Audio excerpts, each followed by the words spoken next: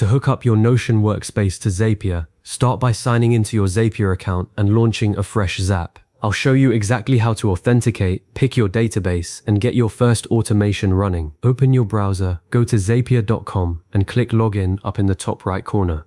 Enter your email and password, or use whichever single sign-on method you've already set up.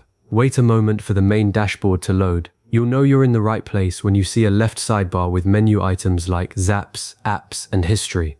One thing I always stress here is to log into the exact Zapier account where you plan to build and manage your automations. If you bounce between a personal account and a team account, you risk creating a Zap in a spot that later gets deleted or locked down when your trial expires. Once the dashboard is sitting in front of you, we're ready to create the Zap. In the upper left corner of the dashboard, hit the Create button. It's usually a bold contrasting color, maybe orange or purple, impossible to miss. From the drop-down, choose Zaps. A new browser tab opens straight into the Zap editor, and you'll see a mostly blank canvas with a trigger box waiting for you. Think of every Zap as a story that starts with a trigger event. Right now, the canvas might also show a default title like Untitled Zap at the top. You can leave that for now or rename it something descriptive like Notion to Google Sheets Backup. That makes it way easier to find later when you have a dozen Zaps running. With the editor open, we can bring Notion into the picture. Click the trigger step, that's the big outlined box that says 1, trigger. A search panel slides out from the right. Type Notion into the search bar and it'll pop up as an app icon with the familiar black and white library logo. Select it from the list. Right below the search box, you'll see a second drop-down that asks you to pick an event. This is where you decide whether Notion will kick off your automation or receive data. Notion works equally well as a trigger and an action, so what you pick now depends on your workflow. If you want new database items to trigger something, you choose New Database Item here. If you're going the other direction and want to create a page or update a database when something happens in another app, you'd set Notion up in a later action step. For this connection tutorial, it doesn't matter exactly which event you choose, so pick New Database Item or any event that looks relevant. You can change it later. After selecting, click Continue. The screen will prompt you to connect a Notion account. Click the button that says Sign In or Connect a New Account. A pop-up window appears, and you'll be asked to log into Notion if you aren't already signed in on that browser. Once logged in, Notion shows you a page that lists each of your workspaces with their names and icons. Tick the checkbox next to the specific workspace that holds the databases or pages you want to automate. Don't just tick everything unless you really need broad access. I prefer to keep permissions tight. Then click Allow Access. The pop-up closes, and you return to the Zap editor where you'll now see a green Connected badge with your Notion account email underneath it. Inside your Notion settings, under Connections, the Zapier integration now shows up, and it will stay there until you revoke it. A common gotcha right here is that even though the account is connected, Zapier still can't see any databases or pages that haven't been explicitly shared with the integration. If you skip that step later, your dropdowns will stay blank and the test will fail.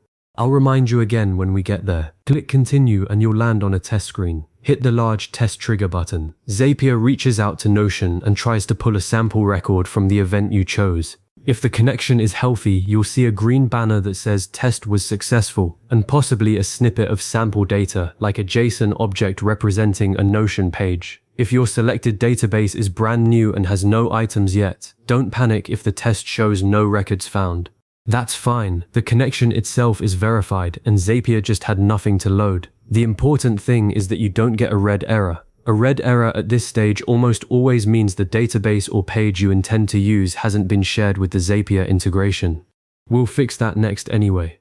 Now click Continue with selected record, or just Continue if no record appeared. You'll move into the Setup Trigger or Setup Action pane. First, from the Workspace dropdown, pick the correct workspace.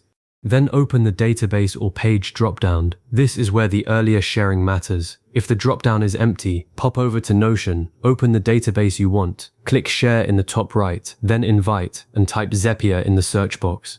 Select the Zapier integration from the list and give it at least Can View access if it's a trigger, or Can Edit for an action.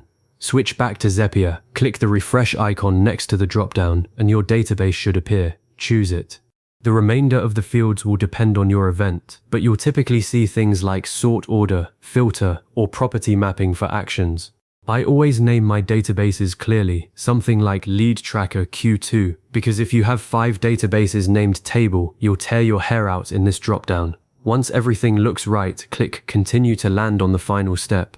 From here, you can add any additional steps your workflow needs, like sending data to a spreadsheet or Slack. But even if this is a one-step Zap just to prove the integration, you're ready to test the whole thing. Click the Test Step button on every action you've added. You'll see a green check for each one that succeeds. When you're satisfied, slide the large Publish toggle to the On position. The toggle turns green, and Zapier starts monitoring your trigger on a schedule. Anytime you need to pause it, you can flip the toggle back off, and your Zap history logs every run so you can diagnose failures.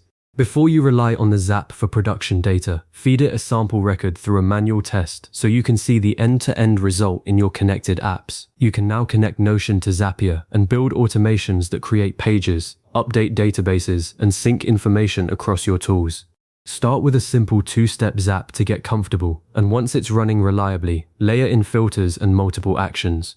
When you bump into a hiccup, remember to check that the integration is shared with every database you're using. I'll see you in the next one.